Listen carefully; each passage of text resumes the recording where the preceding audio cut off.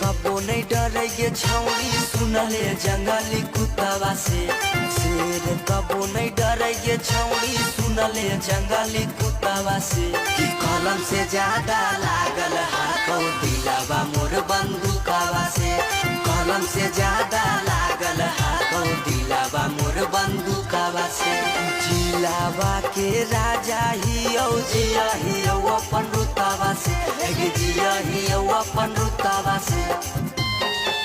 शेर कबो नहीं डरे ये छौड़ी सुनले जंगली कुत्तावा से। शेर कबो नहीं डरे ये छौड़ी सुनले जंगली कुत्तावा से। कलम से ज्यादा लागल हाथों दिलावा मोर बंदूकावा से। कलम से ज्यादा लागल हाथों दिलावा मोर बंदूकावा से।